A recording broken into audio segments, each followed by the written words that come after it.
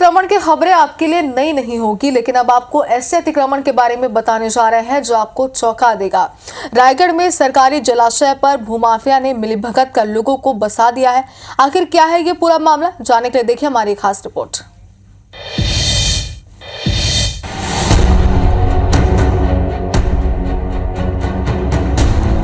भूमाफिया सरकारी जमीन को अपनी ही समझने लगा है और यही वजह है कि सरकारी जमीन पर प्रशासन के अफसरों से मिलीभगत कर न सिर्फ अतिक्रमण कर रहा है, बल्कि औने पौने दाम में दूसरे लोगों को भी बिना वैध दस्तावेजों के बेच रहा है। इसका जीता जागता उदाहरण रायगढ़ से लगे किरोड़ी मल नगर में देखने को मिल रहा है।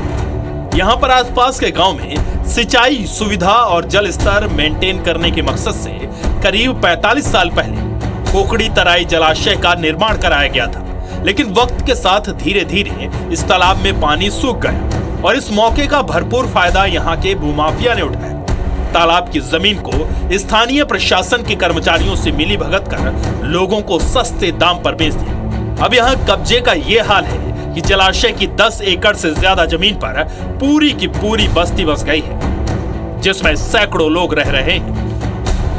ये जो आप पीछे देख रहे हैं, ये कोकड़ी तराई जलाशय का शासकीय भूमि है।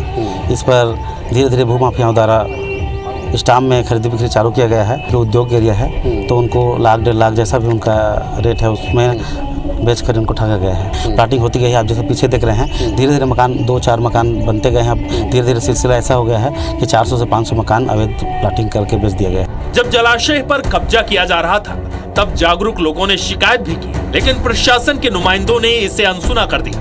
कोकड़ी तराई का जो जलाशय है वो सिंचाई पर्पज से बना है, जहां किसानों को अपनी खेती के लिए पर्याप्त पानी मिलता है। और जिस तरीके से उसमें दिन प्रतिदिन कब्जे होते जा रहे हैं, उससे वहां का जो पानी का घनत्व है वो कम होते जा रहा है, जिससे आने वाले समय में वहां के किसानों को पानी नहीं मिल पाएगा, जिसके कारण किसान वहां जो 2 फसली खेती करते हैं वो खेती नहीं कर पाएंगे। वहीं एसडीएम साहब का कहना है कि जलाशय की जमीन के संबंध में जल संसाधन विभाग से जानकारी मांगी जाएगी। राजस्व अमले को भेजकर जमीन का सीमांकन कराया जाएगा और अगर बेजा कब्जा पाया जाता है तो नियमानुसार बेदखली की कार्रवाई की जाएगी। मैं अतिरिक्त तहसीलदार साहब को भी निर्देशित भी कर रहा हूं कि तत्काल उसमें आरई पटवारी का जांच करके रिपोर्ट ले ले।